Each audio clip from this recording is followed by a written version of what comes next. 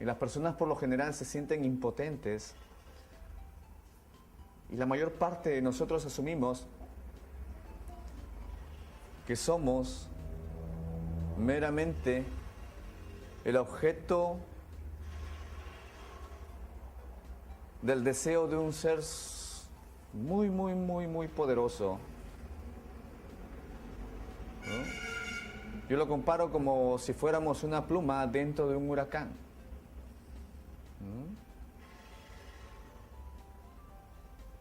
Y esa plumita es llevada donde sea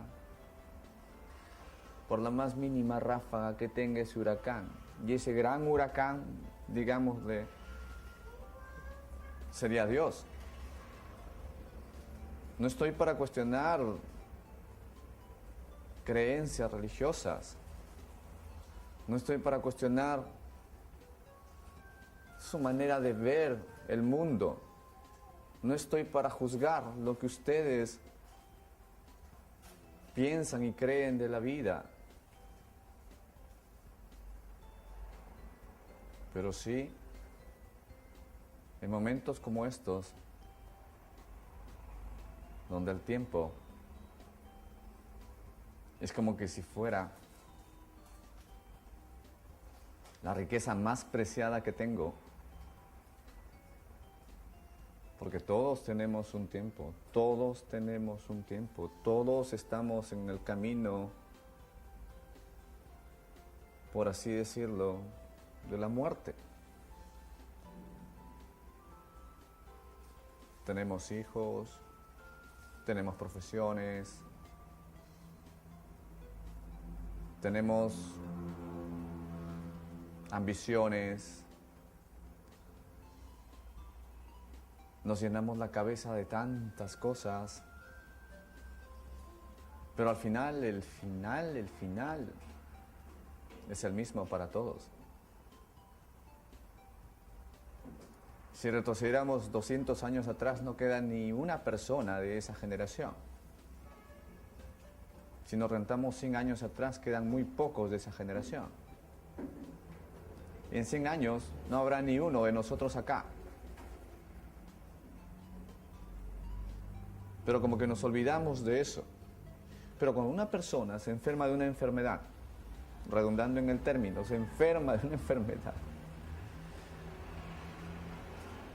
donde inclusive le siembran una expectativa de vida y le dan un tiempo a partir del diagnóstico, como que empiezan una serie de cuestionamientos hacia uno mismo o hacia el resto, y recién se empiezan a preguntar: ¿por qué a mí? ¿Por qué a mí? ¿Por qué a mí? Y buscan las explicaciones, ¿no? Y una de las más frecuentes que yo he encontrado es: esto es una prueba de Dios. Él me envió esta enfermedad. Es una sublimación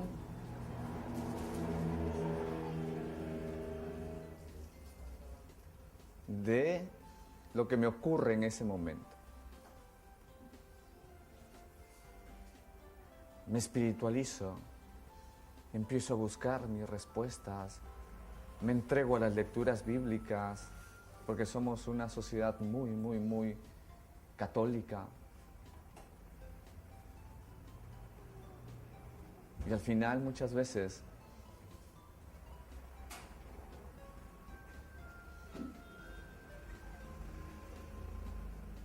repito las palabras de Cristo, ¿no?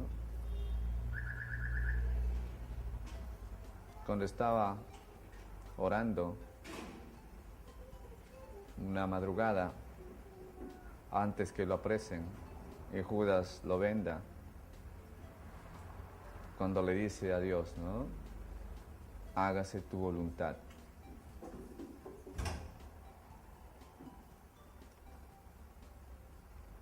Y nosotros también, y ustedes también. Como que repetimos eso.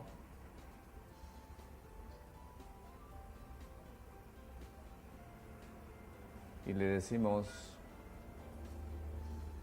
a Dios, que se haga tu voluntad en mí.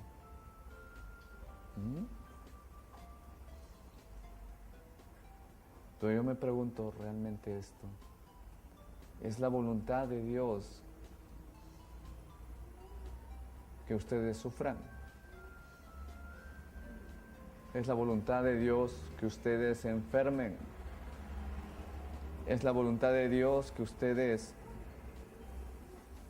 se confronten con tanto sufrimiento?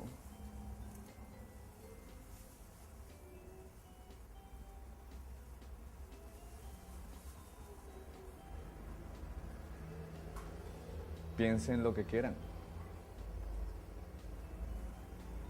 Pero realmente estoy convencido que no es ni siquiera la voluntad de Dios.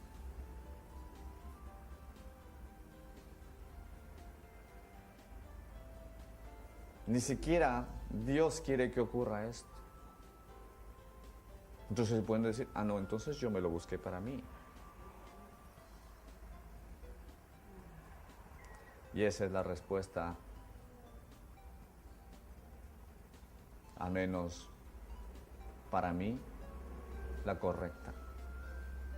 Yo me lo busqué para mí. Yo creé y construí este problema.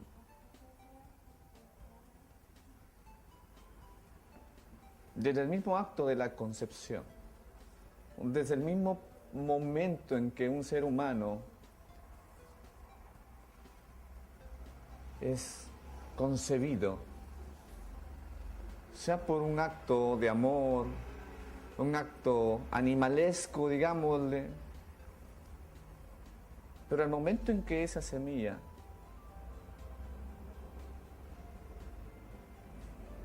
comienza su camino en el vientre de una madre, desde ese momento como que empieza a gestarse todo lo que uno va a hacer en el futuro y todo lo que le va a pasar en el futuro.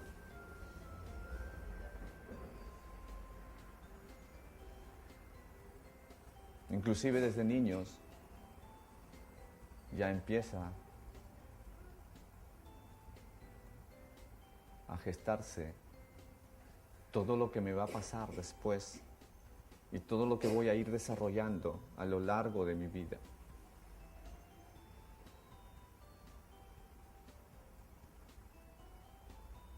Nos olvidamos de muchas cosas que ocurren durante los años más tempranos de nuestra vida.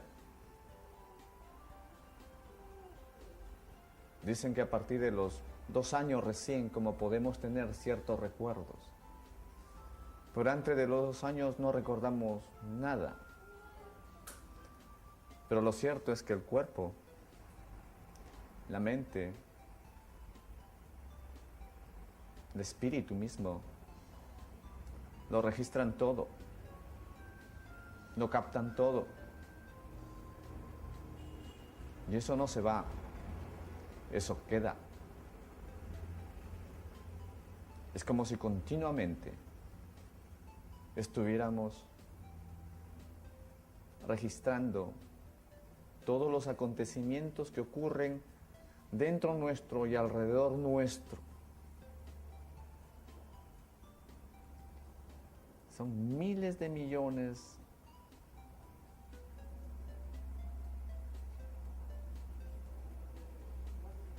de experiencias que van quedando plasmadas de manera continua en nosotros. Y eso es permanente y permanente y permanente y permanente.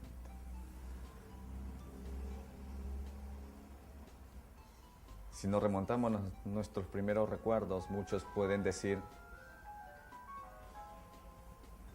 tenemos una vida, tuve una niñez feliz, tuve una niñez muy desgraciada, tuve una niñez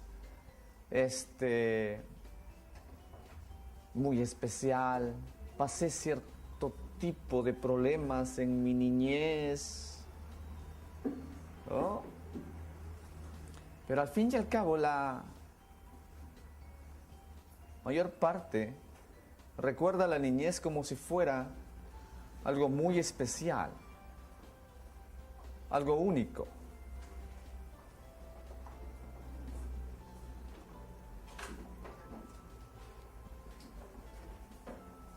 Esa etapa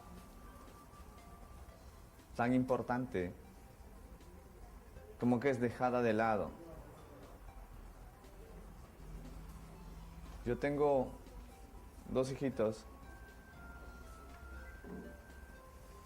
y conversaba con su mamá y le decía, ¿no?, a ella, a veces tratamos de formar a los niños a nuestra imagen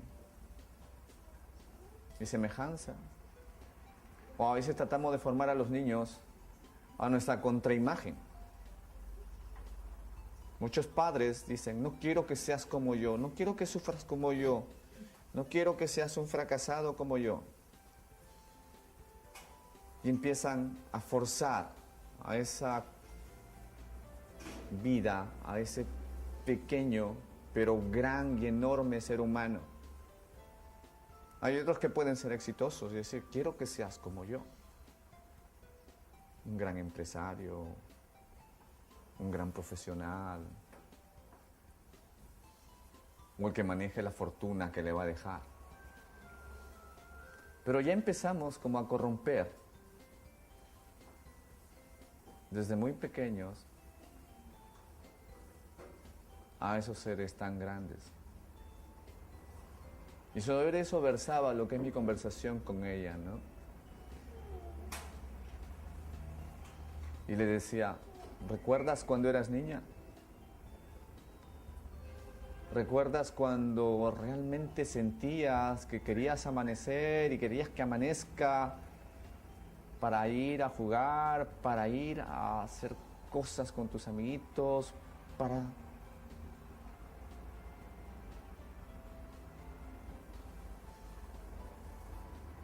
vivir intensamente? Y sentías la vida realmente intensamente. No había preocupaciones, no había cargas, salvo en unos cuantos niños, sí, pero eso es otra cosa, ¿no? Pero no había eso, ¿recuerdas? Al menos yo lo recuerdo en mi niñez, ¿no? Muy bonita, no tenía cargas. Despertar era maravilloso, ir a jugar con mis amigos era maravilloso. No pensaba en tener dinero, no pensaba en ser famoso, simplemente quería jugar.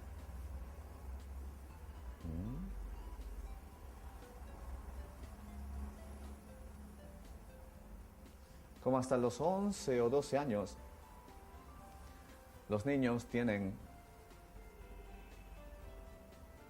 como ciertas partes del cerebro que todavía no están tan desarrolladas. Y esa es una de las desgracias más grandes que le sucede a un ser humano entre los 11, 12 años, cuando ocurre un cierto desarrollo adicional más del cerebro. Y ese desarrollo conlleva que ese mundo de fantasía, pero de ese mundo de fantasía tan real que es para esa criatura, como que se empiece a difuminar. Es invadido por una carga de hormonas, de cambios fisiológicos enormes, y empieza a dejar ese mundo tan bello, tan lindo, tan precioso, tan original, tan único, donde está conectado con Dios, y empieza a transformarse en una persona pensante,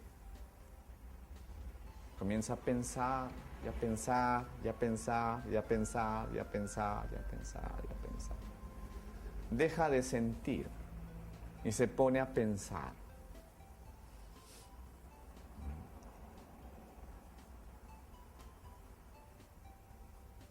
Por eso es que es tan difícil ya en esos momentos empezar a tratar con un puber o más aún un adolescente. Empieza una crisis, empiezan cuestionamientos. Mi autoridad de padre, su autoridad de padre como que se va. O empiezan inclusive los problemas. Y a partir de ese momento, como empezamos un camino donde empiezan las verdaderas confusiones de nuestras vidas. Pueden haber empezado un poco antes, sí, de repente por nuestras experiencias personales, pero en general van por ahí. Cuanto más va avanzando, empieza a plantearse metas, empieza a tener ambiciones, empieza a tener, movido por esa biología misma también, impulsos de tipo sexual, como que su cuerpo le exige, como que su cuerpo le pide.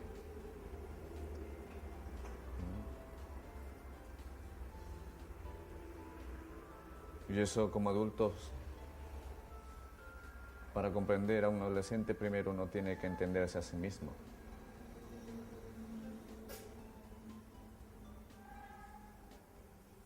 Empiezan a sembrarse las primeras semillas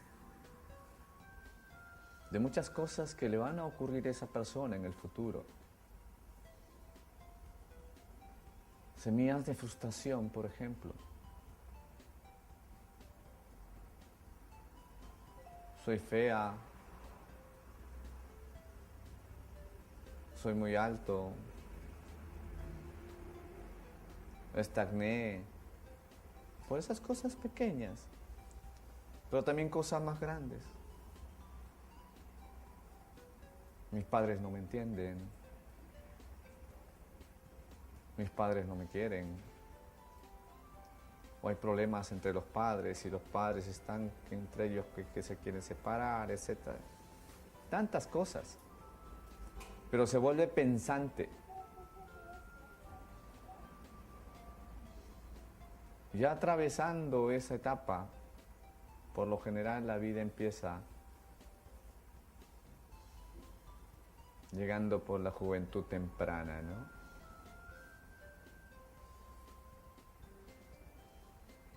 ¿Qué voy a hacer de mi vida? ¿Qué voy a hacer en mi vida? ¿Qué voy a hacer? Voy a estudiar, voy a trabajar, voy a poner un negocio, o de repente tengo que cuidar al hijo que tuve con mi novio, mi novia.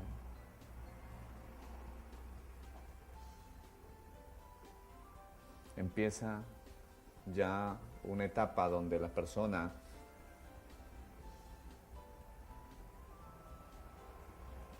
vislumbra algo y anhela algo. Ese sentimiento de anhelo es muy genuino en los seres humanos a partir de cierta edad. Ese sentimiento de querer ser algo o de querer hacer algo es muy genuino para todos. Y empezamos nuestro camino. La juventud temprana, la juventud más instalada, madura, diría yo. Estudiamos, ponemos un negocio, empezamos a actuar el drama de nuestra vida ya.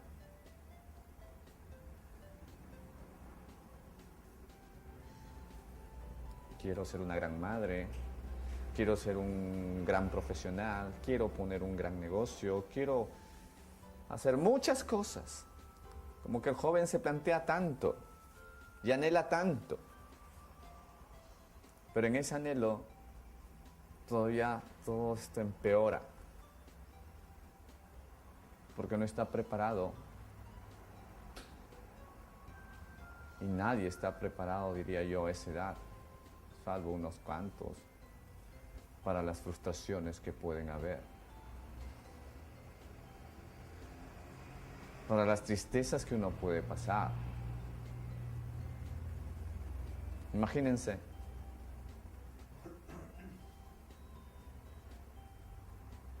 La muerte de un familiar. Imagínense la separación de sus padres. Imagínense alguna enfermedad pequeña en esa época. Imagínense problemas económicos. Y en ese camino por querer ser alguien, todo se va volviendo más y más y más confuso.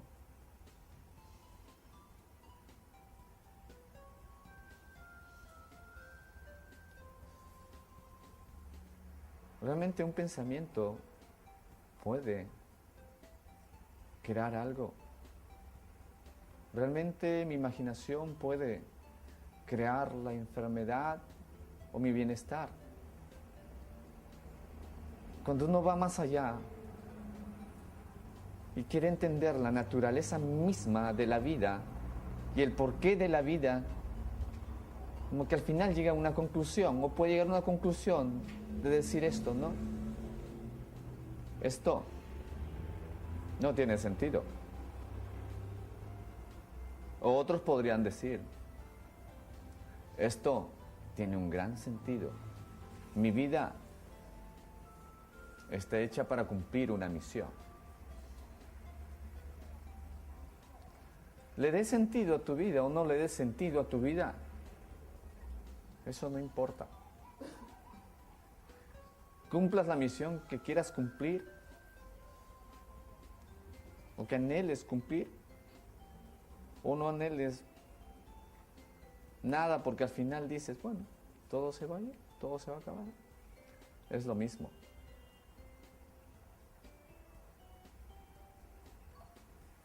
El problema es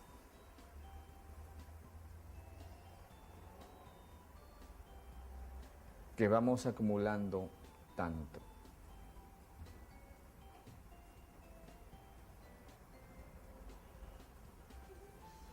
Una persona, por ejemplo, desarrolla diabetes. Esa persona, antes que desarrolle diabetes, ha pasado por una serie de trastornos que tienen que ver con su alimentación. De niño eras flaco, eras delgado, eras muy bonito. Y esos 30, 35 años, como uno ve una persona llena de grasa, obesa,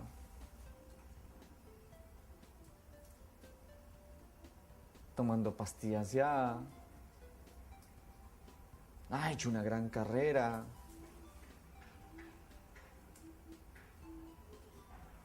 ya tiene una gran empresa, tiene un gran negocio, pero eso ni siquiera es suficiente para hacer que esa persona no pueda con su gordura. El mismo hecho de volverse gordo, obeso, se desarrolla desde etapas muy tempranas de la niñez o del momento de la concepción, como lo decíamos. Esas alteraciones suman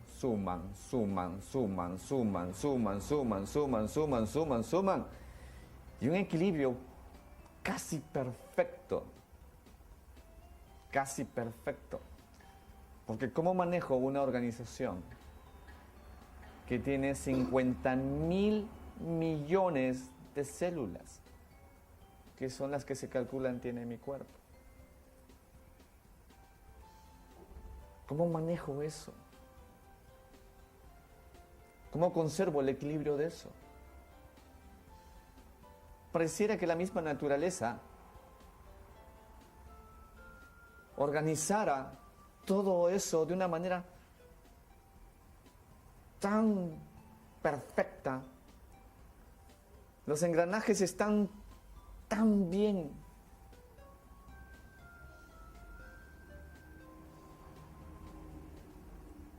Engranados, diríamos.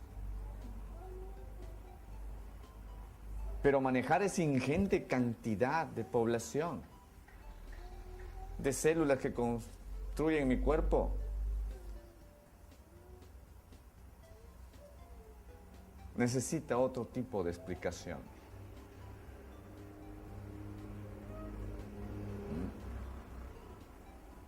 ¿Por qué aparece un tumor? ¿Por qué aparece un cáncer?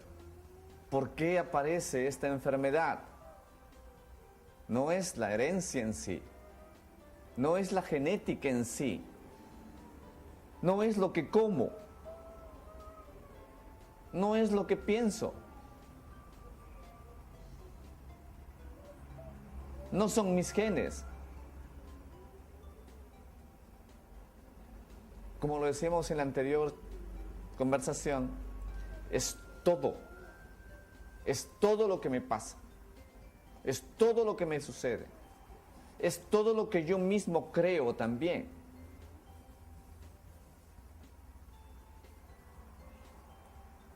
Mis frustraciones, mis alegrías, mis penas, mis ambiciones, mis odios, mis amores, mis temores,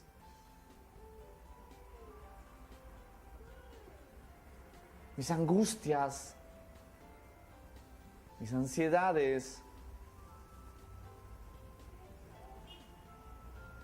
mis pérdidas,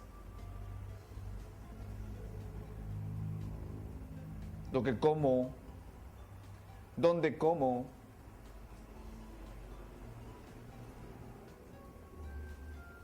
quién me prepara los alimentos,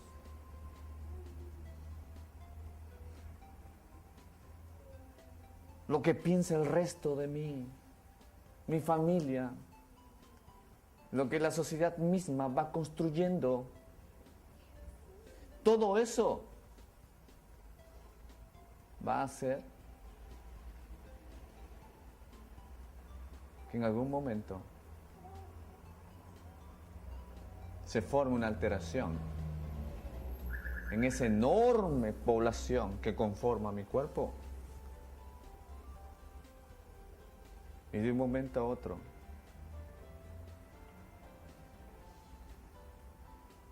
aparezca algo en los pulmones, en el cerebro, etc. Inclusive las sociedades mismas tienen sus patrones de enfermedades. Inclusive las familias mismas tienen sus patrones de enfermedades. Y tratamos de dar una explicación, digamos, a una familia donde se ha repetido un patrón de enfermedad oncológica, diríamos, cáncer, y buscamos patrones y decimos el abuelo, el hermano del abuelo, la bisabuela, tus hermanos, hasta tus hijos. Esto debe tener un carácter hereditario. Y si es un carácter hereditario, esto tiene un patrón genético. Pero yendo más allá y buscamos ese patrón genético, y por lo general nunca lo encontramos. Menos del 3% de los cánceres se explican por un patrón genético. Menos de un 3% de los cánceres se explican por un patrón netamente de transferencia vertical, de padres a hijos. Menos de un 3%.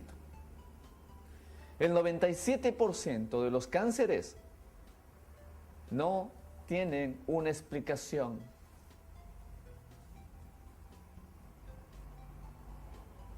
certera, válida, creíble, 100%.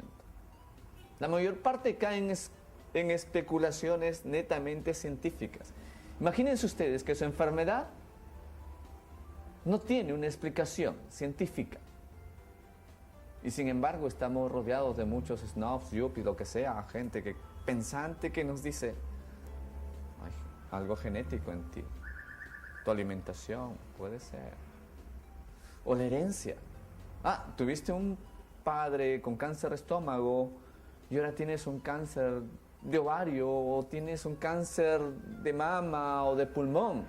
Ahí está. Heredaste eso. Pero si uno va más allá y entiende esto, es que realmente, si es que muchas veces se repite esta enfermedad en una familia, es todo ese conjunto el que crea la enfermedad misma. Inclusive existe no una transferencia vertical de padres a hijos, sino una transferencia horizontal de hermanos a hermanos, de coetáneos a coetáneos, de contemporáneos a contemporáneos. Se calcula que en el Perú aproximadamente hay 25.000 a 30.000 casos nuevos de cáncer al año. Y como que eso se repite como un patrón.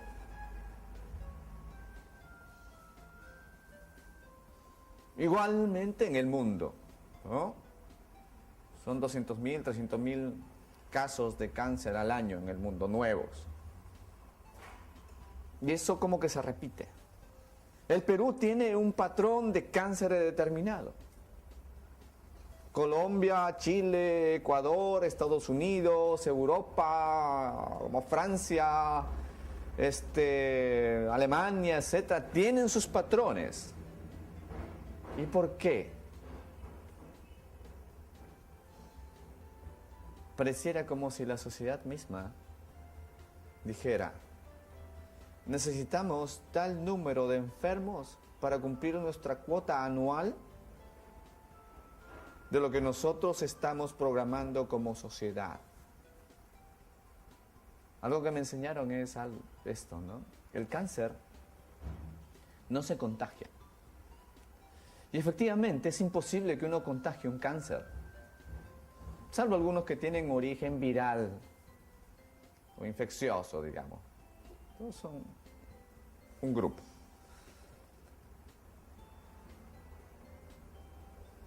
Pero me enseñaron eso, ¿no? Que el cáncer en sí no se contagia. Y yo les diría lo inverso. El cáncer es una enfermedad extremadamente contagiosa. No a la persona que está al costado mío. No porque lo besaron, no porque lo abracé, no porque me entró un virus, sino porque mi sociedad misma busca ese patrón de enfermedad. ¿Cuántas veces yo me pregunto y digo esto? Si tú tienes un cáncer, ¿tu familia no tendrá algo que ver en esto? Y por favor, no estoy yendo en este momento y vayan a confrontar a su familia y decirles a ellos: oye, ¿por qué culpa de ustedes tengo esto? Ustedes me chancaron esta enfermedad, pero se los digo en sí. Y yo me pregunto eso y empiezo a analizar los patrones de comportamiento familiar.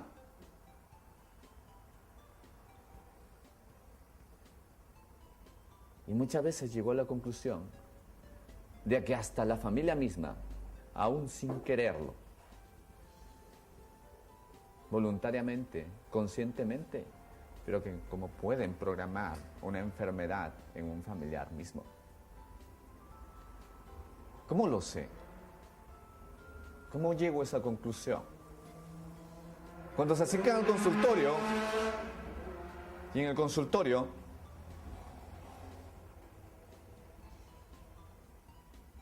llega el enfermo, 5 familiares, lo sacan al enfermo y empiezan a conversar conmigo a espaldas del enfermo. Y me dicen, doctor, mi papá fue así, así, me maltrató, nos hizo esto.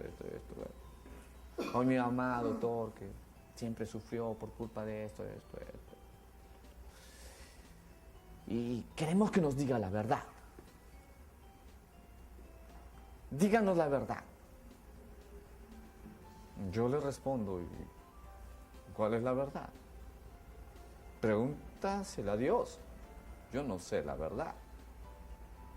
Pero me han dicho que le queda 3 meses, 6 meses de vida. Bueno, pues, estarás hablando y muchos de ellos, ustedes de repente han conversado conmigo esos puntos, ¿no? Habrás hablado con alguien que tiene un toque divino de Dios, ¿no? Dios lo tocó y le dio el don de visualizar el futuro.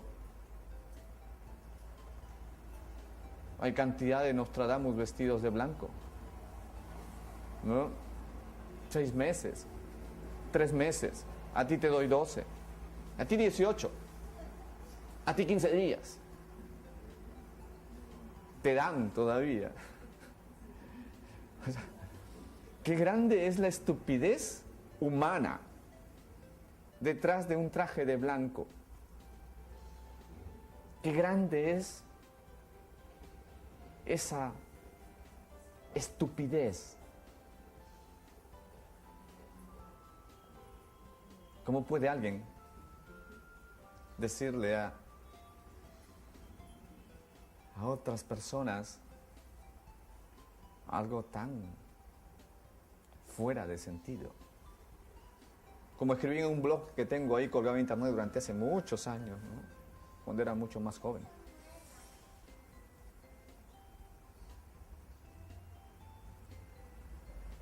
Esa persona, ese ser humano, disfrazado de blanco, no sabe ni cuándo a él le va a tocar su punto final. Recuerdo un caso, 2 para ser más concreto, de una paciente que venía a un hospital muy grande y le había dado el médico, un famoso experto en gineco-oncología, 3 meses de vida. Le había dado, le había regalado, le había donado. Mi paciente vivió 2 años y el médico gineco-oncólogo murió de un cáncer de páncreas a los 6 meses. Desde esa vez yo jamás fui a nunca jugar con estas cosas porque dije, no me vaya a ocurrir lo mismo a mí que ese ginecólogo. Y ya no lo volví a hacer. Okay, no lo hacía, ¿no? Pero dijo, esto no es de buena suerte ni de buen destino para mí. El otro caso, y es un caso más personal, había un médico lo apreciábamos mucho acá en el centro. Tenía una paciente que le habían dado 15 días de vida. Le habían dado 15 días de vida en una institución grande de acá. A veces es duro decir, ¿no? O sea, yo como médico le digo, ¿no? ¿Quién fue el estúpido que te dio eso? O sea, porque solamente una mente estúpida puede estar hablando estas cosas. Porque no hay otra explicación. Pareciera que cuanto más estudia uno, más de conocimientos ajenos se llena, más estúpido se vuelve.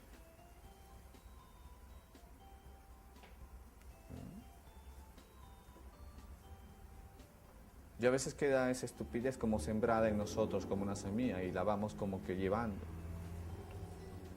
De este médico, muy querido, no se lleva mucho a hacer procedimientos acá. Y a mi pacientita, como le digo, le habían dado 15 días de vida. La sacamos, hicimos malabares, hicimos nuestros experimentos, hicimos todo lo que pudimos. Empezó otra vez como a tener vida. 1 mes, 2 meses, 3 meses, 4 meses, 5 meses, 1 año. Perfecto. En un procedimiento que estábamos haciendo por una complicación que había desarrollado la pacientita esta, el médico, nuestro colega, éramos 3, recuerdo esa noche,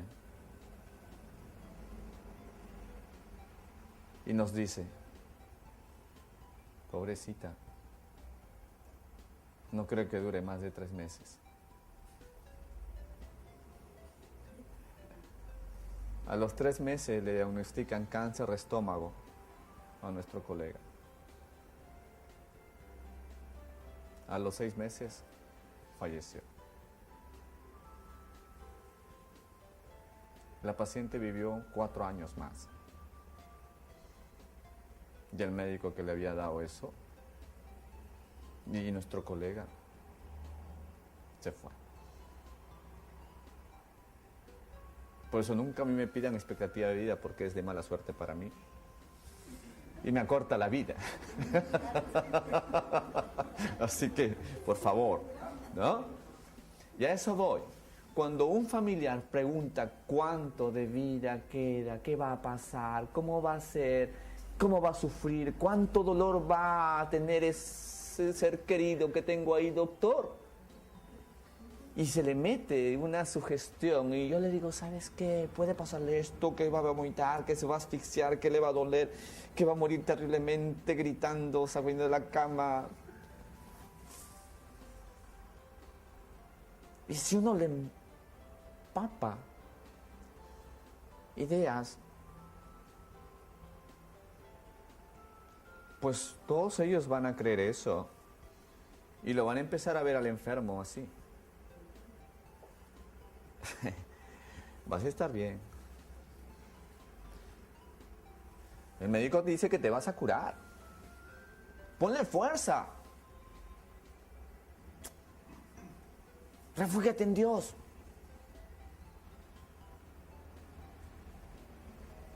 Sé que te vas a curar.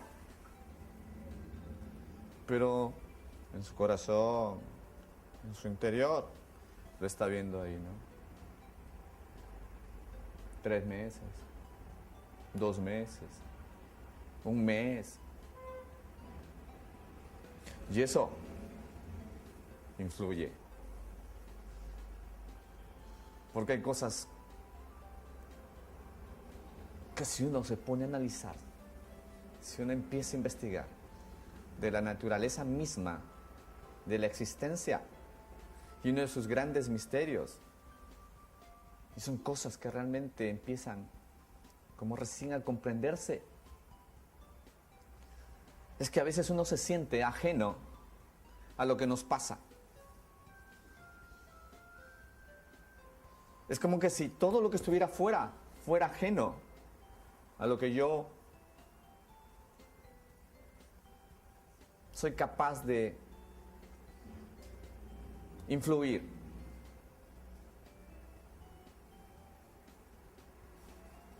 Pero lo más probable, y digo lo más probable porque todavía existe mucho camino para entender mejor todo esto, es que hasta lo que está fuera, uno mismo lo empieza a crear, a visualizar. ¿Será mi enfermedad producto de lo que yo visualizo? de lo que yo creo, de lo que mi conciencia quiere. ¿Realmente será mi enfermedad producto de lo que el resto crea, de lo que el resto piensa, de lo que mi sociedad es?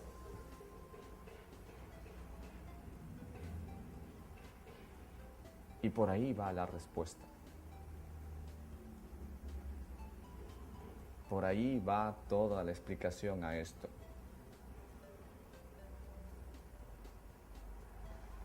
No somos simplemente esa pluma dentro del huracán. Mentira.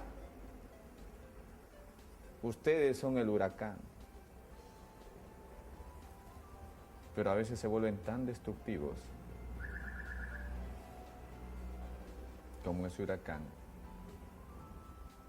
Y en vez de volverse un viento apacible, una brisa tranquila, se enfurecen contra todo y empiezan a destruir todo esto. Uno mismo crea esto. La enfermedad es producto de lo que yo creo, de lo que el resto crea.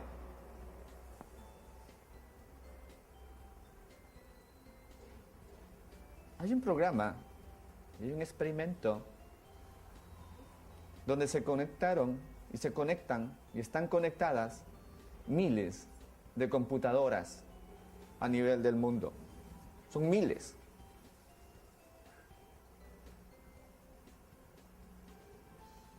Y esas computadoras, como que en un momento u otro empiezan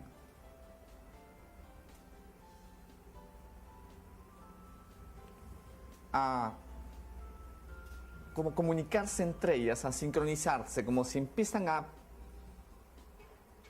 predecir algo. Esto es un hecho científico, esto es un hecho que está en este momento y está en internet todo lo que hay de información sobre esto. ¿No? Y es algo extraordinario cuando uno empieza a analizar esa información sobre acontecimientos que a veces son de conocimiento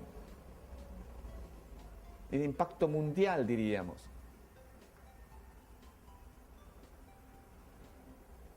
Por ejemplo, cuando muere el famoso cantante Michael Jackson,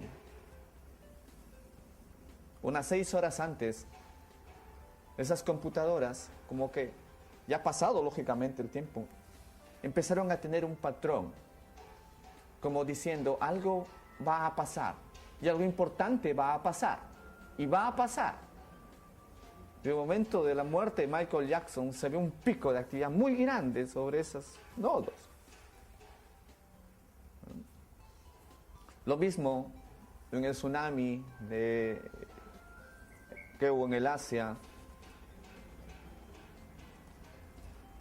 uno que otro terremoto por aquí, por allá, las Torres Gemelas, etc.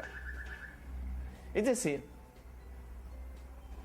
que pareciera que la sociedad humana, pareciera que el mundo fuera lo que uno denomina un superorganismo. Nosotros no somos conscientes de eso. Para decírselo de una manera más fácil,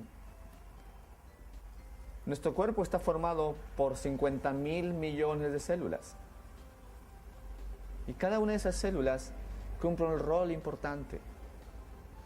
Todas saben qué hacer en cualquier momento, en cualquier instante. Todas están sincronizadas en sus funciones. Todas, absolutamente todas. Nosotros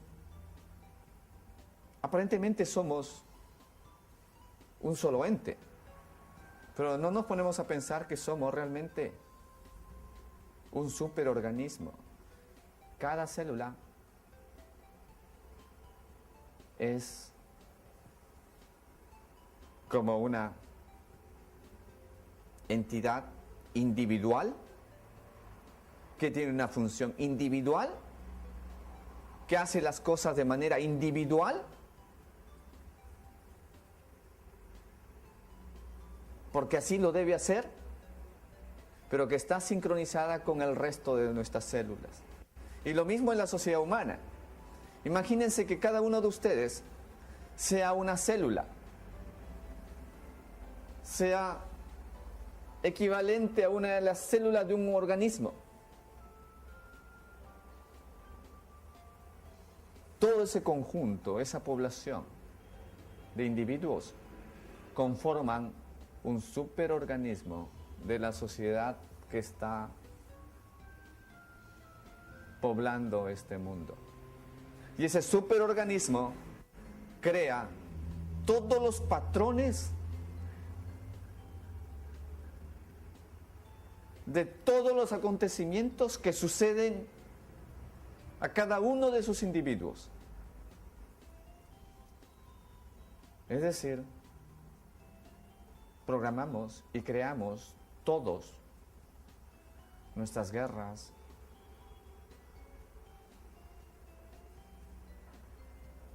nuestras vidas, nuestras sociedades, nuestras muertes, nuestras enfermedades, todo. Estamos sincronizados todos, cada vez a niveles más grandes. Entonces uno quiere entender por qué estoy enfermo. Uno nunca debe ver y sentirse como esa pluma, sino entender primero que la enfermedad misma que me afecta viene de mí, de todos los acontecimientos que pasaron a lo largo de mi vida. Hay momentos de inflexión donde se rompe algo y como me dice, ya, toma tu regalo, lo construiste, aquí está, toma, lo construyeron, toma. Y aparece esto. No le echemos la culpa a la comida, al helicóptero pylori, a las grasas saturadas, a los Burger Kings, todo eso. No, es mucho más.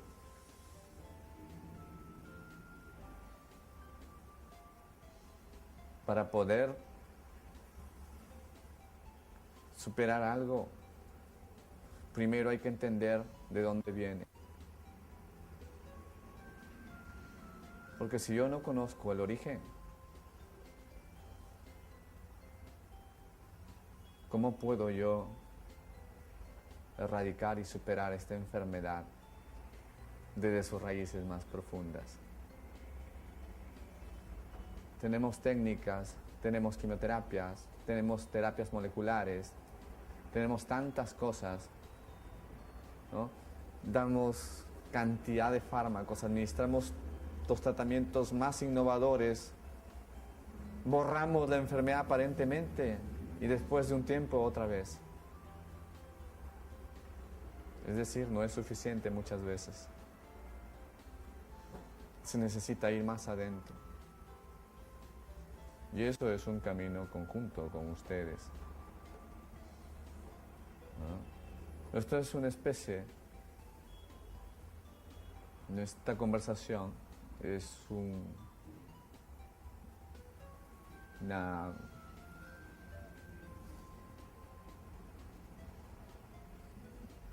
especie de postdata de lo que tratamos en la anterior conversación, conferencia. Faltaban decir algunas cosas.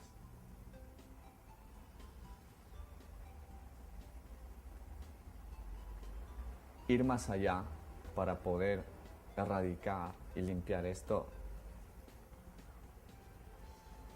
es el próximo paso a dar en todo esto.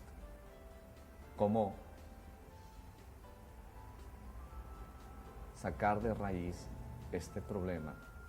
¿Cómo programar algo para sacarlo de una vez? Y eso es importante para todos nosotros. Y eso es algo que trataremos en otra oportunidad. Y seguiremos trabajando con ustedes y seguiremos estando en contacto para poder ver más allá de esto. La salud, cuando uno la pierde, ¿qué no daría por recuperar mi salud otra vez? ¿Cuánto no daría por volver a sentirme como hace 4, 5 años, 6 años atrás? ¿Es posible curar un cáncer? ¿Es posible erradicar una enfermedad por más avanzada que esté? ¿Es posible que vaya contra todo pronóstico y toda condena? Mi respuesta es afirmativa. Sí. Sí es posible. ¿Y cómo lo sé? Porque lo he visto. He sido testigo de eso. Y soy testigo continuamente de esos casos considerados extraordinarios. Gente con enfermedades extremadamente avanzadas, personas con un cáncer extremadamente agresivo, diseminado, que ahora los veo. Ya han pasado 7, 8 años y están ahí. ¿Volverá la enfermedad? Para ellos, yo no creo. Y si ellos lo hicieron, ¿por qué no ustedes? No hay diferencia. Pero sí, viendo esos casos,